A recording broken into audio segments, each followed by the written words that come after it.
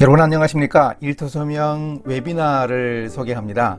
모두 8개 강의로 되어 있고요. 한 주에 2강의씩 해서 4주간 함께 하게 됩니다. 이렇게 랜선을 통해서 이렇게 세미나를 하는 것도 의미 있다는 생각을 해 봅니다. 일터소명 웨비나 1강은 예수님과 함께 출근하라 일터소명입니다. 강의하는 저는 직장사회 연구소 섬기고 있는 원용일 목사입니다. 이제 강의 시작하도록 하겠습니다. 전에 제가 운전하면서 기독교계 라디오 방송을 듣는데 간증 프로그램에 한 분이 나와서 간증을 했습니다. 그분이 예전에 교사였다고 합니다. 10몇 년간 교사로 일을 했는데 아무리 생각해도 교사를 통해서는 하나님을 기쁘시게 못해드리겠다는 생각이 들어서 사표를 냈다고 합니다. 제가 이 얘기를 들으면서부터 긴장이 되고 귀가 번쩍 뛰었습니다. 이분은 도대체 무슨 얘기를 하려고 하나.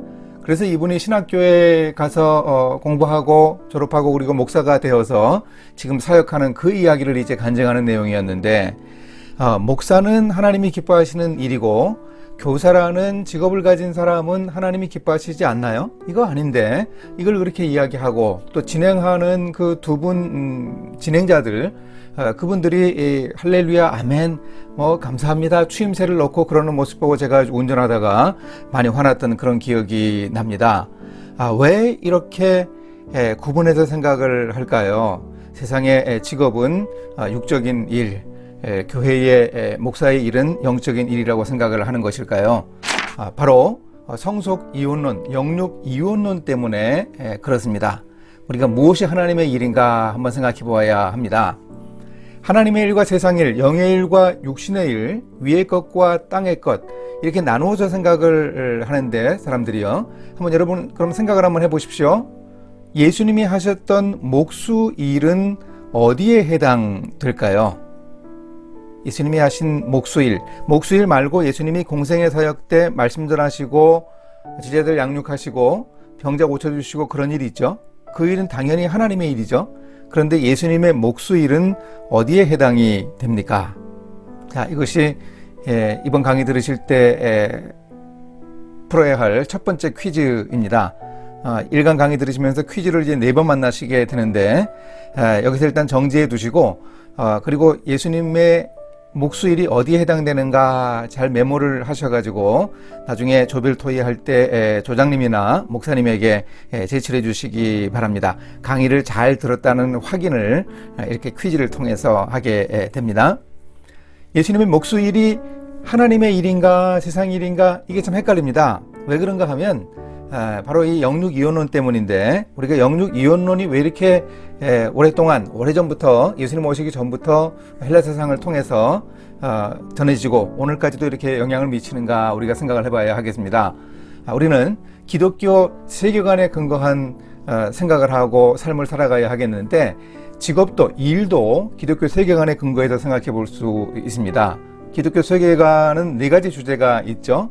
창타, 구원 이렇게 얘기하는데요. 창조와 타락과 구속 그리고 완성입니다. 하나님의 창조, 하나님이 창조하실 때 인간에게 일이 주어졌는데 이것은 하나님의 축복이었습니다. 온 세상 만물을 다스리는 일, 하나님의 창조 세계를 다스리는 지상의 대리인, 에이전트였죠. 왕이었습니다. 이런 역할을 인간이 수행했습니다. 이것은 고통스러운 일이 아니었습니다. 하나님의 그 창조의 주권을 피조물에게 행사하는 바로 그런 귀한 일이었습니다. 근데 인류가 타락하게 되죠. 타락하고 나서 일이 고통스럽고 변질됩니다. 왜곡됩니다.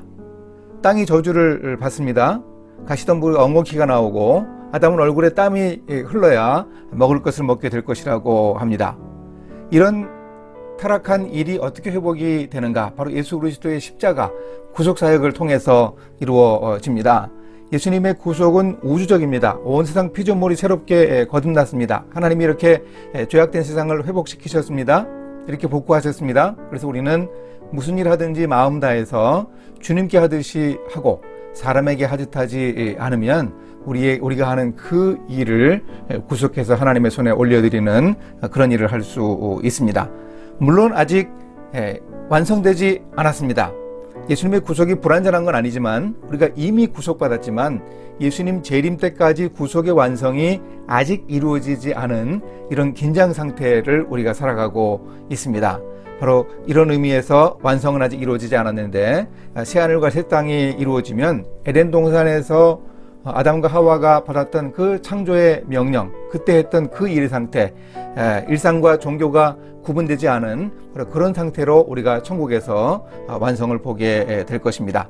이렇게 기독교 세계관에 근거한 일의 의미를 우리가 인식을 하면 이렇게 영육이원론으로서 나누어 생각하는 이 오류를 우리가 해결할 수 있는데, 이걸 조금 더 생각해 보기 위해서 우리가 평면 좌표를 한번 생각해 보면 좋겠습니다. 수학 시간을 생각해 보십시오. X축, Y축이 있습니다.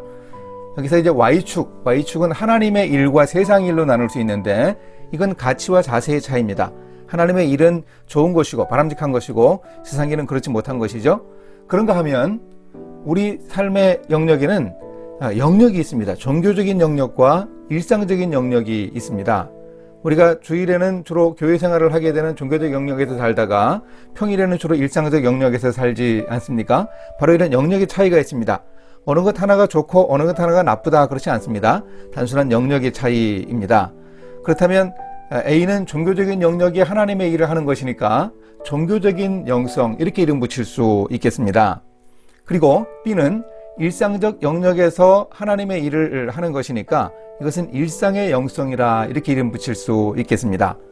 디모데전서 4장 4, 5절에 보면 하나님께서 지으신 모든 것이 선함에 감사함으로 받으면 버릴 것이 없나니 하나님의 말씀과 기도로 거룩하여진다 합니다. 바로 이런 일상의 영성이 틀림없이 있습니다. 그리고 C는 세속적인 영성, 세속적인 일상이죠. 이 일상을 말하는 것이겠고요.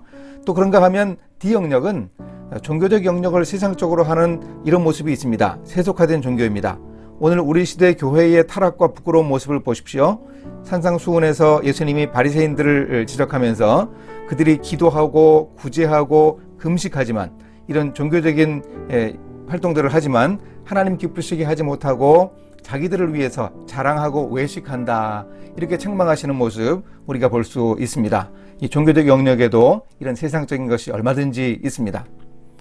조금 더 한번 생각을 해보면 종교적 영역에 종교적 영성과 세속화된 종교가 있는데요. 한 자리에서 제사를 드린 아벨과 가인의 제사가 있습니다. 아벨의 제사는 하나님이 받으셨지만 가인의 제사는 받지 않습니다. 히브리서에서 이야기합니다. 아벨은 믿음으로 드렸다. 그럼 가인은 믿음으로 드리지 않은 것이지요. 이렇게 구분된 모습을 볼 수 있고요. 또 한 성전에서 기도할 때도 세리는 자기 자신을 회개하고 통회하며 하나님께 기도했습니다. 의롭다 하심 받았습니다. 바리새인은 자기 자랑만 늘어났습니다. 하나님께 의롭다 하심 받지 못한 그런 기도를 예수님이 말씀하셨습니다. 일상적인 영역에서도 일상의 영성, 죽게 하듯 하는 일이 있습니다. 무슨 일을 하든지 마음 다해 죽게 하듯 한다. 이 무슨 일은 당시 골로새 교회에 편지 보내면서 바울이 노예들에게 하는 얘기인데요. 종들에게 하는 얘기인데, 그 로마 시대의 종들은 집안의 모든 살림살이 다 책임졌습니다. 1, 2차 산업에 해당하는 집안의 생산도 관여했습니다. 또 우리나라식으로 얘기하면 옛날에 요강이 있었죠. 주인의 배설물을 받는 그 요강 같은 그릇을 아침에 비우는 그런 일까지 해야 했습니다. 주인의 물건 취급받으면서 이런 일을 했습니다. 그 일을 할 때 그 마음 다해서 죽게 하듯 하면 그럼 그것이 바로 하나님의 일이라는 이야기를 사도 바울이 하고 있습니다. 그리고 예수님 비유 속에 나오는 부자 농부 같은 경우는 자기 욕심만 채웠죠. 여러 있을 물건을 많이 쌓아뒀으니까 평안히 쉬고 먹고 마시라 하면서 자기 자신만을 생각하는 세속의 일상을 살았습니다. 이렇게 구분해서 일상적 영역도 우리가 생각해 볼 수 있겠습니다. A 영역과 B 영역에 해당하는 사람들은 목회자와 성도라고 할 수 있겠습니다. 그런데 전에 청년들이 저를 찾아온 경우가 종종 있었는데, 세상 일 그만두고 하나님 일을 하겠습니다, 이런 이야기였습니다. 직장생활 이제 그만하고 그리고 이제 신학교 가서 목회자가 되겠다, 선교사가 되겠다, 이제 이런 결심을 하는 것이었는데요. 만약에 그 사람이 C 영역에 있고 자기는 이제 목회자가 되겠다고 해서 A 영역으로 가겠다고 생각을 할 수 있겠습니다만 C 영역에 있는 사람은 A 영역으로 못 갈 가능성이 많습니다. 어디로 갈까요? 바로 B로 가는 것이죠. 그래서 요한복음 10장에서 얘기하는 사꾼 목자에 해당하는 그런 일, 자기가 가지고 있는 그 잘못된 가치관, 그런 방법 가지고, 세상에서 일하던 그런 방법 가지고 목회 현장과 선교 현장을 어지럽힐 겁니다. C 영역에 있는 사람은 절대로 신학교 오면 안 됩니다. 정말 하나님의 일을 하겠다, 하나님의 일을 제대로 하겠다 하면 어디로 가면 될까요? 바로 B 영역으로 가면 됩니다. B 영역도 하나님의 일입니다. A 영역이 하나님의 일인 것처럼 B 영역도 하나님의 일입니다. 그래서 목회자나 성도나 모두 하나님의 일하는 사람들입니다. 헌신적인 하나님의 사람들은 하나님의 일을 감당하는 사람들입니다. 여러분, 이 사실이 정말 중요합니다. 여러분은 대부분 이 성도 영역에 있죠? 근데 내가 하나님이라는 사람이다, 내가 일터에서 하는 일이 하나님의 일이다, 이런 생각을 잘 가지고 있지 못한 경우가 많습니다. 오늘 이 강의 들으면서 여러분, 우리의 생각을 좀 고치면 좋겠어요. 이 목회자, 저는 A 영역에 있잖아요. A 영역에 있는 목회자인 사람으로서 B 영역의 성도도 똑같이 하나님의 일을 하는 사람이다, 이렇게 얘기하니까 이건 옳은 얘기입니다. 만약에 평신도 강사가 강의하면서 A 영역이나 B 영역이나 똑같이 하나님의 일입니다, 그러면 그건 옳은 얘기지만 자기 직업 이기주의일 수 있습니다. 근데 제가 이야기하니까 이거 더 옳다는 얘기입니다. 여러분, A 영역과 B 영역을 가르는 이 경계선이 있잖아요. 이 경계선은 대단히 의미 있는 선이 아닙니다. 이건 단순히 영역의 차이입니다. 목회자는 모인 교회에서 하나님의 일을 감당하는 사람입니다. 성도는 일상의 영역, 일터에서, 가정에서, 세상에서 하나님의 일을 감당하는 사람입니다. 모두 하나님의 일을 감당합니다. 히브리서 11장에 보면은요, 믿음의 영웅들이 나옵니다. 세상이 감당하지 못하는 사람들을 이야기합니다. 어떤 사람들일까요? 이름들이 나오죠. 아벨부터 시작해서 사무엘까지, 그리고 선지자들, 이렇게 이야기를 합니다. 여러분, 여기서 오늘날에 목회자에 해당하는 사람들이 있나 한번 찾아보십시오. 어떤 사람들일까요? 오늘날의 목회자에 해당하는 사람요. 이게 두 번째 퀴즈입니다. 여러분이 한번 적어보십시오. 이 사람들 중에 이 사람은 목회자인 것 같다 하는 사람을 한번 적어보시기 바랍니다. 이 사람들 중에 모세와 사무엘 같은 사람은 어떻습니까? 모세는 이스라엘의 선지자라 하는 그런 칭호를 받았죠. 또 사무엘도 평생을 선지자로 사역했습니다. 근데 이 두 사람은 선지자이면서 동시에 이스라엘의 지도자로, 이스라엘의 사사로 활동했습니다. 그러니까 이 두 사람은 목회자에 해당하는 역할도 하면서 성도 역할도 하는, 양쪽을 다 겸직하는 그런 사람들이었습니다. 이 두 사람을 제외하고 나머지 사람들은 다 어느 영역에 있나요? 다 이 B 영역, 평신도였습니다. 아브라함은 당대의 뛰어난 목축업자였습니다. 여러분, 요셉이 성경에 꽤 많은 기록을 보여주고 있는데, 많은 부분을 기록하고 있는데, 요셉이 성경을 봤더라, 기도를 했더라, 하나님께 예배를 드렸더라, 제사를 했더라, 뭐 이런 얘기 보신 적 있습니까? 혹시 그런 거 보신 적 있으면 저한테 좀 알려주세요. 아무리 찾아봐도 그런 부분이 없더라고요. 그거 안 했을까요? 그렇지 않습니다. 근데 요셉은 우리 같은 세상 속 그리스도인의 삶, 그런 삶을 살았던 것입니다. 눈 뜨면 여기저기 우상이 득실거리고요, 그런 세상 속에서 일터에서 살고 가정에서 살고, 그런 삶이 중요했다는 것이죠. 바로 그런 의미에서 히브리서의 11장의 믿음의 영웅들은 바로 이 성도들을 가리키고 있습니다. 바람직한 교회는 이 목회자들이 이 성도들을 후원기도하고, 저는 백업기도 이렇게 표현을 하는데요, 말씀으로 가이드하고, 그래서 세상에서 하나님의 사람으로 살아갈 수 있도록 그렇게 양육하고 섬기는 바로 그런 모습이라고 저는 생각을 합니다. 그래서 우리가 주일 오후에 폐문의식, 흩어진 교회를 당연히 생각해 볼 수 있습니다. 종교개혁 시대에 마르틴 루터를 따르는 개혁교회들이 주일 오후가 되면 폐문의식을 했다고 합니다. 아니, 문을 여는 것도 아니고 문을 닫는 의식을 왜 매 주일 오후에 했을까요? 이게 과연 어떤 의미가 있을까요? 문을 닫습니다. 이걸 의식으로 합니다. 이걸 어떤 의미를 부여한 것인가 하면, 이제 여러분은 모인 교회에서 예배드리면서 하나님 말씀으로 은혜 받았습니다. 성도들과 교제하며 새로운 힘이 생겼습니다. 이제 세상에 흩어진 교회로 가서 우리 아무개 교회 대표 선수로 사십시오. 주중에 자꾸 교회 오려고 그러지 말고 주중에는 여러분의 일터와 가정과 세상에서 여러분의 역할을 감당하십시오. 바로 이런 의미를 가지고 이렇게 피해문 의식을 했습니다. 여러분, 우리가 이런 야성을 가진 종교 개혁자들의 후예입니다. 바로 우리가 이런 모습 닮아갈 수 있어야 하겠습니다. 이 모인 교회와 흩어진 교회가 참 중요합니다. 교회를 나누는 구분 중에 한 방법이겠는데요. 모인 교회의 핵심 사명은 바로 양육이죠. 예배드리고 성경 공부하고 봉사하고 교육하고 이런 일들을 감당합니다. 그런가 하면 흩어진 교회의 핵심 사명은 전도입니다. 가정과 일터에서 사회 구성원으로, 한나라 국민으로, 또 세계 시민으로 우리는 책임감을 가지고 살아가야 합니다. 자, 이 모인 교회와 흩어진 교회, 여기에는 각각 주연 배우와 조연 배우가 있습니다. 모인 교회의 주연 배우는 누구고 조연 배우는 누굴까요? 또 흩어진 교회의 주연 배우는 누구고 조연 배우는 누굴까요? 세 번째 퀴즈입니다. 여러분의 생각을 한번 적어 보십시오. 저는 강의 계속해서 해나갑니다. 모인 교회의 주연 배우는 바로 목회자죠.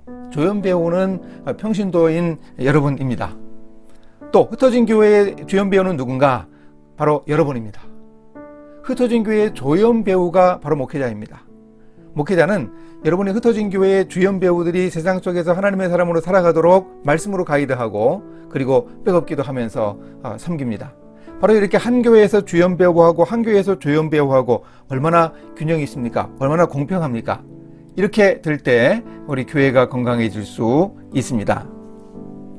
브룬스위크 장로교회 교회 속의 동영상을 해리 하인츠 목사님이 일터 사역 컨퍼런스에서 보여주었다고 합니다.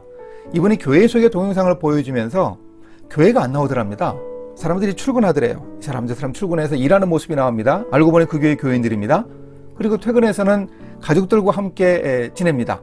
그런 모습이 나옵니다. 교인들과 함께 가정에 모여서 모임을 가지기도 합니다. 그리고 영상이 끝났습니다. 언제 브룬스위크 장로교회가 나오나 했는데 영상이 끝나고 말았습니다. 그리고 목사님이 말씀으로 설명하십니다. 우리가 주일에는 우리 브룬스위크 장로교회에 모여서 함께 예배드립니다.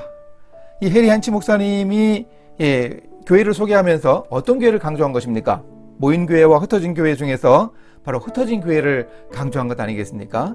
이런 흩어진 교회의 삶이 우리에게 중요합니다. 모인 교회가 중요하지 않다는 것 아닙니다. 모인 교회가 중요합니다. 근데 모인 교회의 중요성만큼 흩어진 교회가 중요하다는 사실을 우리가 인식해야 하겠습니다. 우리는 세상에서 잠수 크리스천 되면 안 됩니다. 주일 오후에 잠수 타가지고요. 주중에 물 밖으로 고개 안 내밉니다. 예수 믿는지를 모릅니다. 이런 삶을 살면 안 됩니다.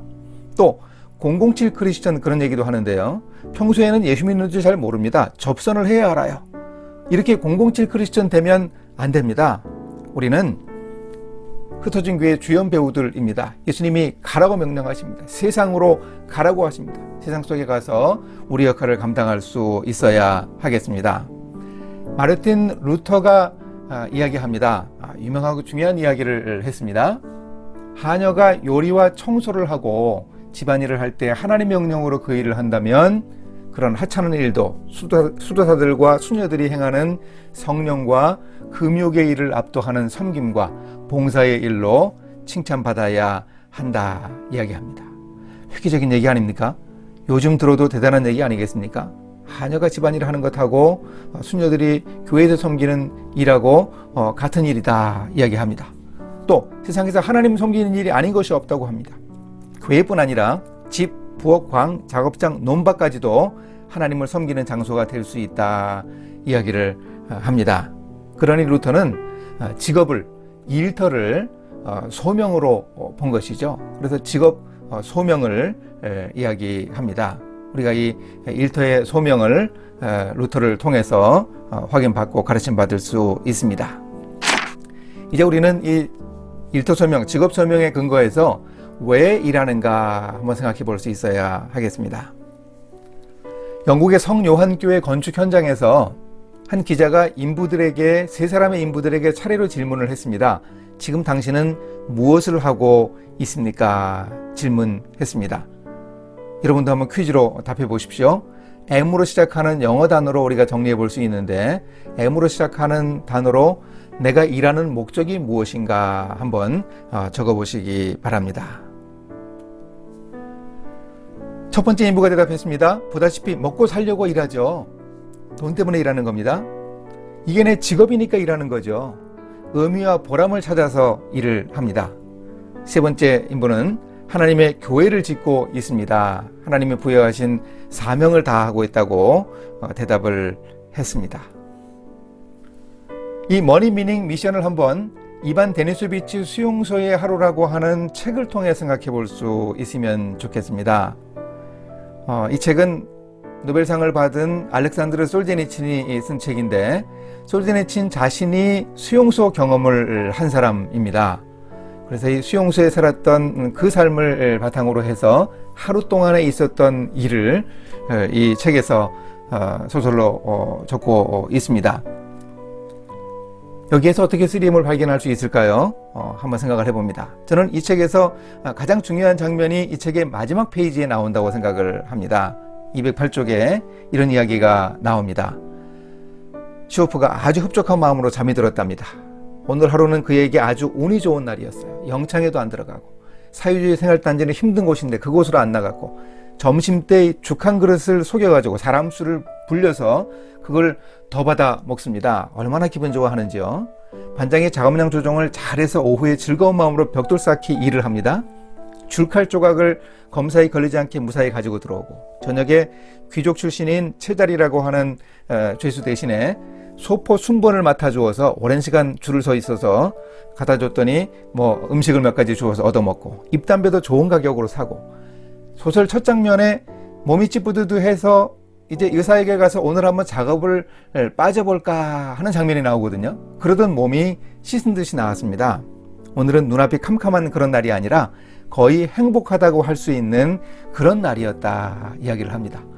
수용소에서 하루하루 정말 힘들게 살아가는 사람이 사람을 묘사하는 거라고 생각되지 않잖아요. 바로 이런 모습을 이제 마지막 부분에 기록해주고 있는데, 여기에서 노란색으로 표시된 많은 부분, 이 부분이 일하는 목적 3M 중에서 바로 머니에 해당하지 않습니까?